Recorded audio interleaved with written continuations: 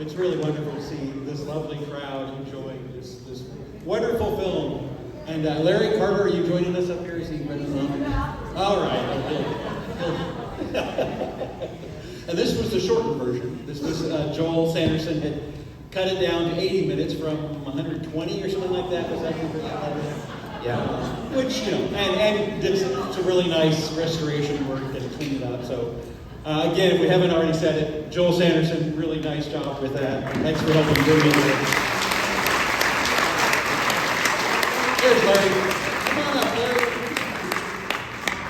All right. So we have with us Maria Anthony, with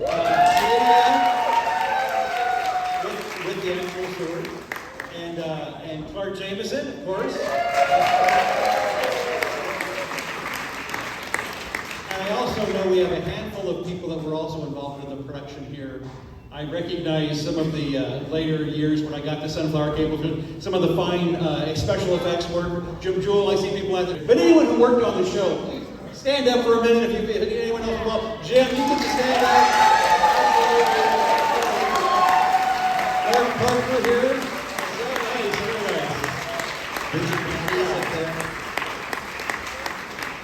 nice. Bridget.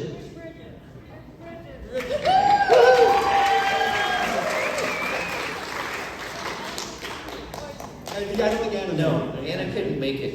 Yeah. But Larry, and there's Larry Carter, creative consultant, musician.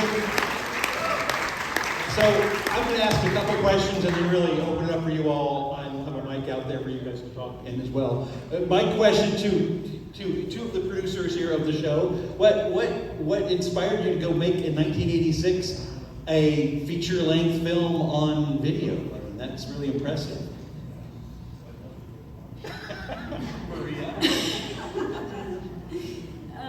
Well, we were adventurous and creative, and we had more ideas than money or sense. We were very much inspired by the sorcery movies of the time, and also by Doctor Who and the Doctor Who dynamic. You might have gotten from that. And in fact, I was just remembering, there's so many shots in the woods. So the part where she goes, "Where are we?" and he says, "In the woods." It's a direct homage to, I don't know if you watched Doctor Who in the 70s, so many of them were shot in the quarry. And there's an episode where they land and Tom Baker opens the display window to see where they are, and he goes, "Oh look, rocks." So In the Woods was an homage to the rocks. I certainly saw the Doctor Who influence there for sure. And the writing, the dialogue, all very kind of reminiscent of the Sword and Sorceries. I gotta say, I was an early adopter of Dungeons and Dragons in the 70s. I had the basic set before even advanced Dungeons and Dragons came out. So that's probably what motivated me to come see it in 1986 when it was playing at Auditorium. Am I remembering that? Does that sound right? Yeah. Okay. And Clark, your role in this was significant, and you had you almost wore the outfit for us today. You wore the outfit for us? During the filming. But I did bring my sheepskin bikini.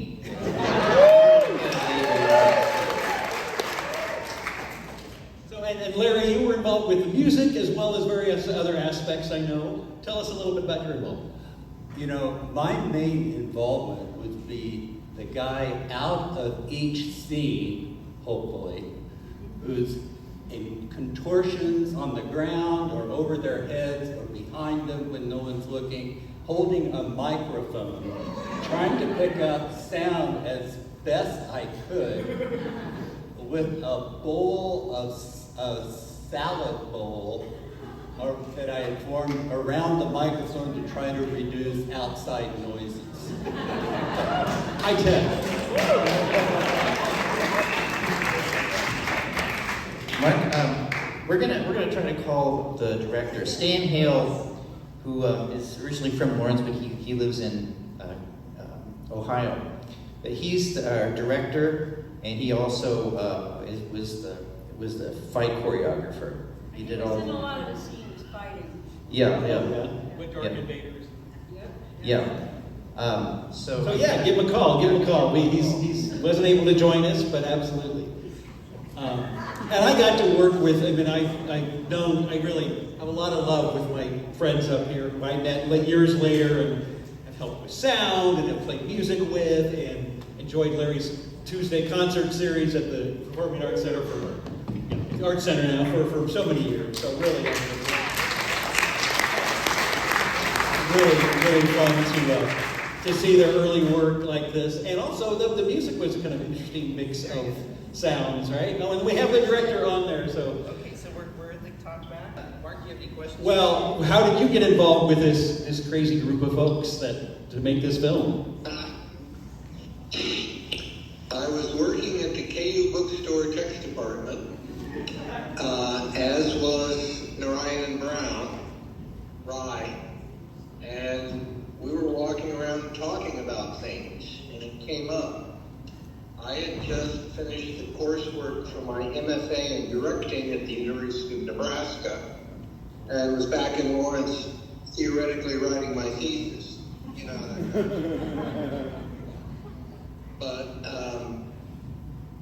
it turned out that we had some interests in common, like performance and how to organize things.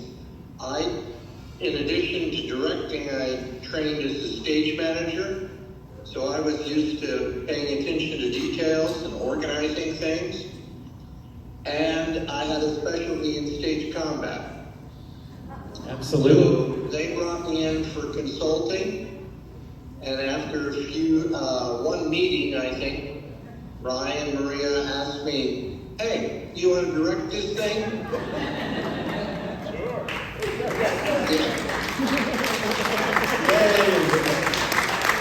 Sure. The KU bookstore was one of those other places in Lawrence where a lot of interesting people worked and connected. I recognize the name Matt Fowler is helping with the locations, and I know Matt worked at the KU bookstore as well. And there was a whole contingent of interesting people working. A couple of interesting places throughout Lawrence like that. Paradise Cafe was that later for various people. A few other less enjoyable places, Sally Mae. I know there was a Sally Mae contingent. Creative work comes from all kinds of places, right? Absolutely. Oh, I'd like to talk about how we recycled actors, and specifically, I want to talk about Goofus and Doofus, Adroma's guards. Do you want to talk about that? Me? Well, there's a big tradition in theater of putting costumes on people that obscure their identity enough that they can play more than one role. And I don't remember a great deal, but it seemed like a good idea at the time to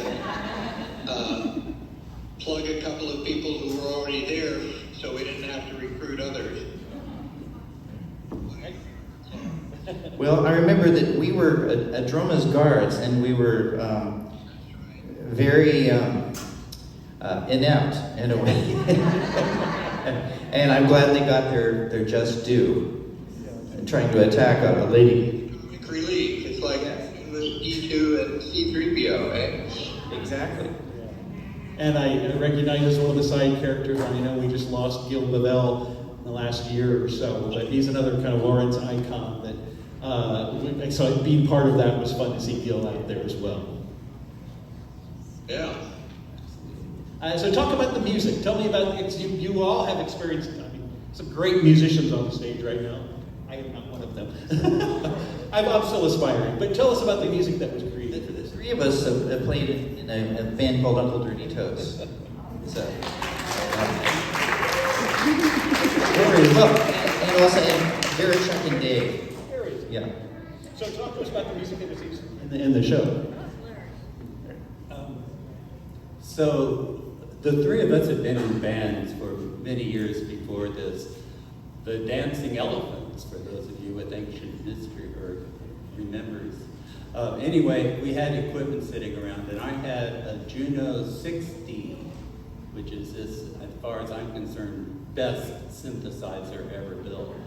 So I became the one sort of nominated to do most of the theme music and some of the strange effects, trying to figure out how a Juno 60 could be everything from the wind to trumpets to, the soundtrack when, remember the descent into the underworld? That was my daughter crying at 1/2 speed. She was 1 year old. She was not at all happy with me at the moment, and I thought, we can take advantage of this. That's really great. That's really fun. Also, the four of us, Ryan, Maria, and me and Larry, we also we did some of the music with. We were all behind a synthesizer, a keyboard, and the creeping around music when Grayley and Calydia escaped from the dungeon, you know.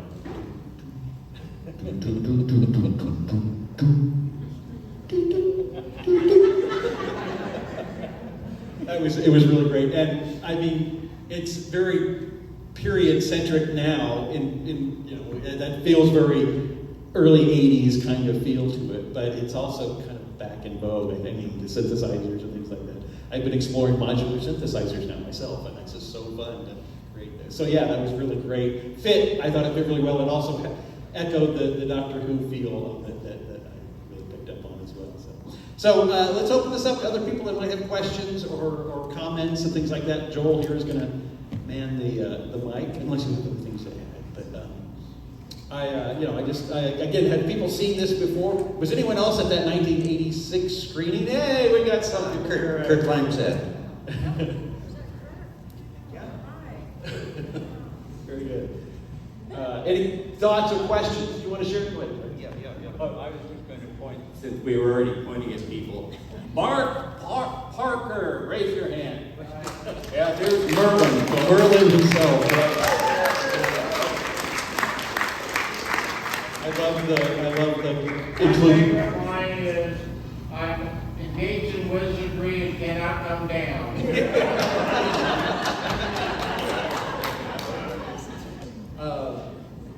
Any other thoughts or questions? Yeah, go ahead, shout it out since you're upstairs. What role did Ken Ritchie? Oh, he was he was the outlaw in the woods that was like Gil Lavell's lieutenant. The one that he had a few lines questioning Grayley's authenticity. I think is he the one that said, if you can vouch for Calidor, then we can, that line. And a lot of these fighters were Stan Hale's students from teaching his Tai Chi courses. And that's why they were all so athletic and adept, and I was struggling to keep up. Although she still has the sword, I must say. Well, we were lucky because Stan he choreographed the fighting, and of course he's an Aikido teacher. Aikido, that's what I meant. Yeah. Aikido, yeah. There are some people from the Aikido group in the crowd. Yeah. The Lord's Aikido group. Yeah. Yeah. Yes. And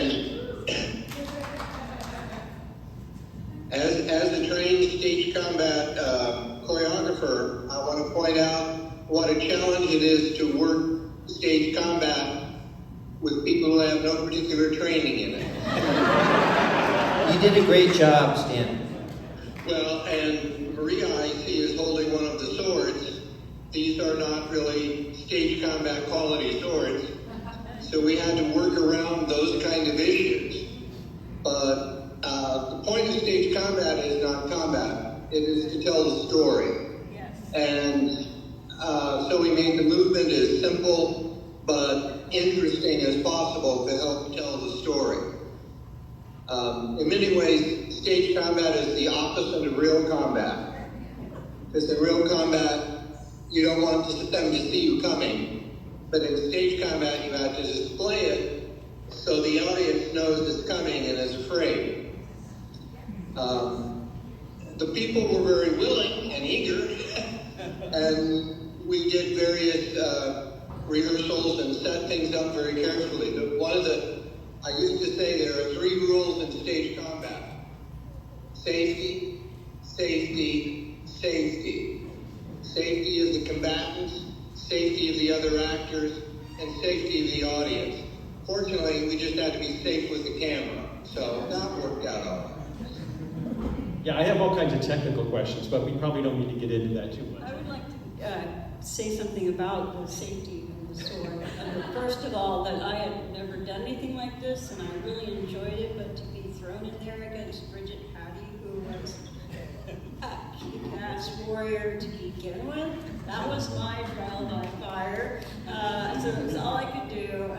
Stan choreographed it so I was winning, but otherwise she would have thrashed me. And then I just feel like we made a few maybe dubious decisions making this movie.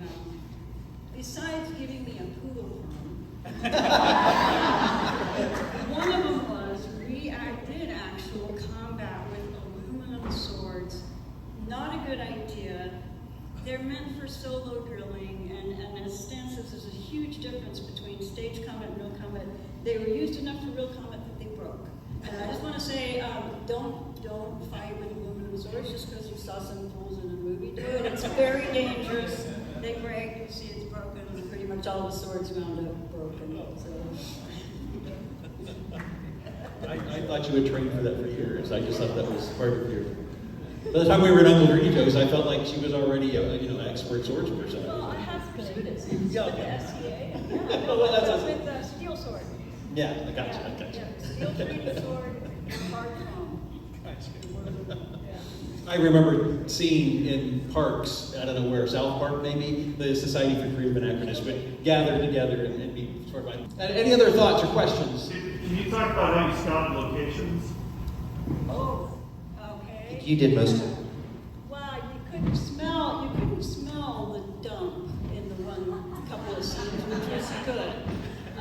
That was the one with Calidor. Yeah, the less we shot there, the better.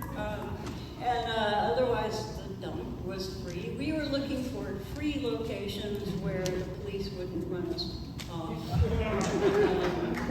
And a lot of it was shot right in my family's, basically our backyard, Wells Overlook. And then that one scene with the fountain, you may have recognized it as a KU. Behind the It's chancellor's very manor. obvious. But the majority of it that was shot at Coronado Heights, that was interesting. We went and stayed for 2 nights there, all crammed into a motel. Into two 2 rooms Mo- in a motel motel. rooms. Yeah, with everybody all sweaty and the costumes. And We were young. everything. We were young, as Stan says. But that place, we managed to get, I don't think we had to pay to use it. And the police only came around once or twice to see if we were Satanists and why there was a guy on the road climbing the castle. And then my favorite anecdote from that point is at the end of everything, we're laying in the motel room, and I hear Dodie Sankfield, who played Odroma, say, "I can't wait to get these fake fingernails off." Has anyone seen the super glue remover? And very good. And I hear Larry goes, here it is. And then a few moments later, I hear, "What? This is making it worse. Larry, this is the super glue." And it took about 20 minutes and all this all there was to get her unstuck. And that was like the final wrap of our final wrap of the glories of the yes. One more thing about Odroma. All the cast, the character names came from some sort of mythology, except for the sorceress. There was a laundromat on 9th Street, and there was it's where that Mill restaurant is. 9th and Mississippi. Yeah, and so there was a sign that said laundromat, but some of the letters had fallen off. I mean, like years, just, it was like this. And the L and the U and the N and the T fell off, and it said Adroma. And so Adroma is short for laundromat.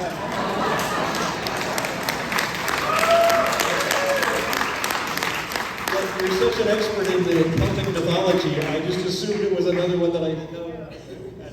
Also, I believe that Rugaria, Bridget Patty, was able to, she chose her own name. Yes. Is that right, Bridget? Yes. It was after Rutger Hauer.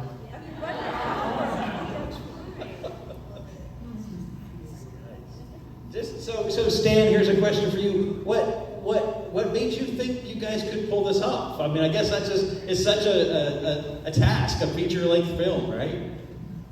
Well, I walked into it, they were already planning it and heading it up, and I thought, why not? Give it a shot. Nobody was getting paid. Money was being spent, but not that much. And what else are we doing in the summer? Nice. Well, that's, I mean, as a film professor now with students, that's exactly what I tell them. Go out and do it. I mean, don't plan, do the pre-production, all kinds of things like that, but just diving in and going forward and thinking of the resources you have. And you guys had great resources, interesting, connections. Yeah, one of the things that led me to think we could do it was that in my graduate school, the directing cohort had to form our own theater and produce theater. So I was kind of used psychologically to the idea of, oh yeah, we'll work it out. Of course, up there we had faculty to fall back on. Right. Yeah, no one to fall back. All right, any other questions before we wrap this up? I see a couple of guys just shouted out for it, and then here, go first, and then there. Could we hear more about the sheepskin bikini? Is that something? Yeah, he said he brought it, but I'm not seeing You it. see the script and Okay. you can stand there holding up a stick half the time and go,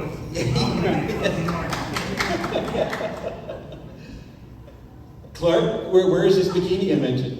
It's in my bag over there. Come on. Let's pull that out. We have to see it. It's one of the few costume pieces left. You pull it out. I don't know if it's been washed since 35 years ago.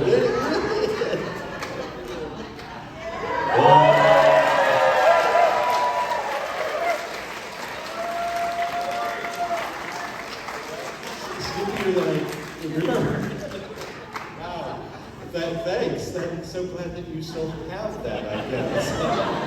You had another question up here. Yeah, I just wanted to know more about where the costumes came from and how you came up with them. That's- I also wanted to know, were you cold, Clark? I felt cold for you a lot of the time. Most of the time we shot this in spring, mostly, and of course I had my cape, but that was pretty thin. Yeah. Now, up on Coronado Heights, I think the wind was kind of chilly. It was cold. Okay, Mark Parker played Merlin. He says that it was cold. I up think you there. kept yourself warm by exhausting your arms. Maybe so, yeah. That's great. Anna McCoy made all the really good-looking costumes, and I wish she was here. We cobbled together what we could.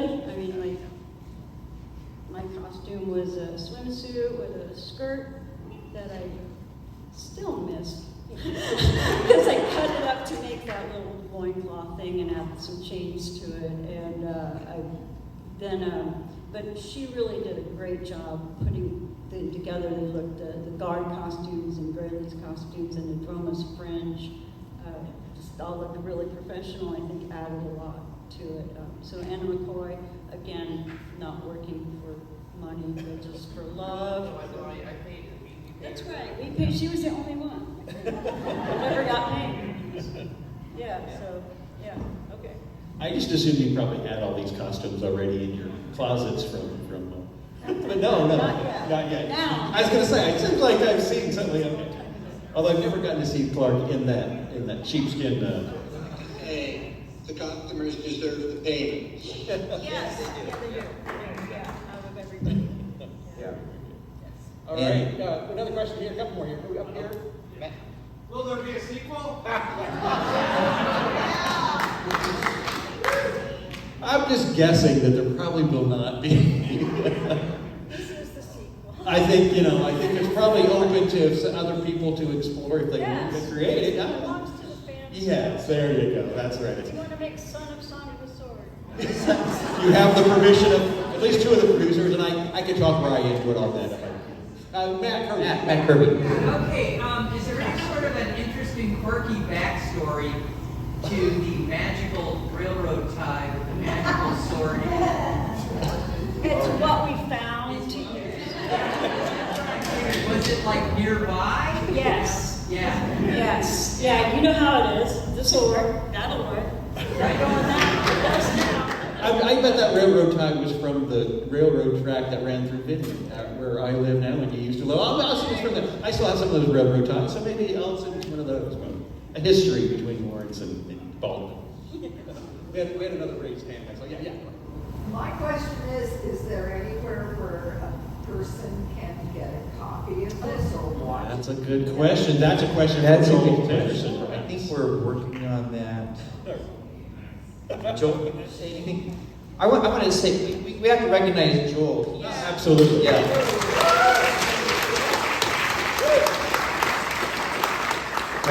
Recently, I've been approached by a company that wants to release it, both the 2-hour and the edited version on Blu-ray, but we haven't even started talks yet. So it's possible.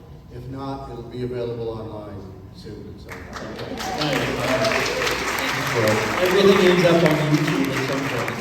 I have ideas of some of the shows I've worked on in the past to end up on there as well. We'll see. Yes. Were there any memorable moments of improvisation that you would share? Yeah, were you guys strict with the script that you had written, or was it a little more free? I think it was very heavily scripted, and yeah, there was pretty much except for one time the sword broke. Kept going, but yeah, otherwise it was by the book. So I want to say, I think Stan did a great job of directing, helping us, find our motivations and all, and just understanding the script. yes, herding cats. Herding cats. Yeah, that's the job of the director, is to understand the script and draw it out of the actors. So. And I was curious, I don't have a script anymore. Does anyone? I looked for mine, I couldn't find it. They all they disintegrated. And no sign of the script. So I have a quick question since I see Jim Jewell sitting up here. So were you in the edit with Rye? Was it you and Rye in the edit at Sunflower Cable?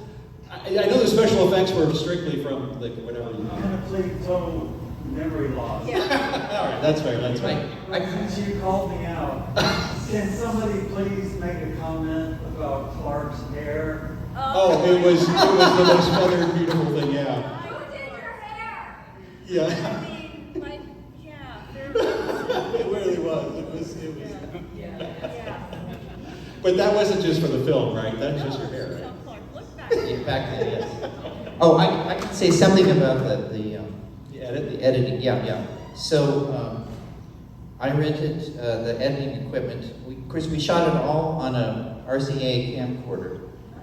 I think there must have been VHS. like 12 VHS, yeah, 12 or 20 tapes, and Rye cataloged it all, and he edited onto 3/4 inch. Oh, okay. The Shot it inch. on half inch. Yeah, I shot it in, yeah. And then after that was, after the general edit, then we took it to Sunflower Cablevision and added the cheesy special effects. Yeah, no, totally appropriate to them. And that was before you were working at Sunflower? Yeah. Yeah, before Rye was. We all ended up working there later. And we did excerpts of Song of the Sword on the arts show that I created Silhouettes. with Brian, Silhouettes. A couple of short bits, but we never played the whole film, so that's a whole other challenge, obviously. Really nice. All right, they're probably going to kick us out of here. Is there any more final questions here before we let you go? All right, one more. Thanks. Favorite quotes or moments in the movie? Oh, yeah. Favorite quote. Okay, one of my favorite quotes is by Bill Lavelle. Gag him!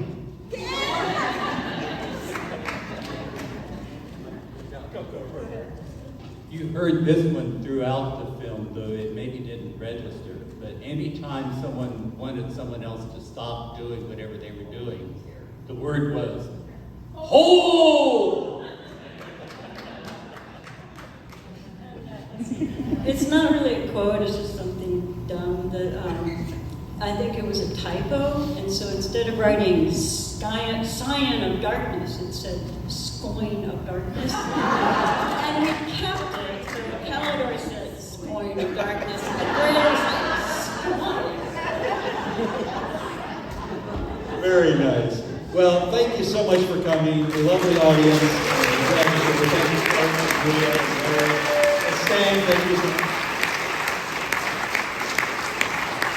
Thank you to Liberty Hall.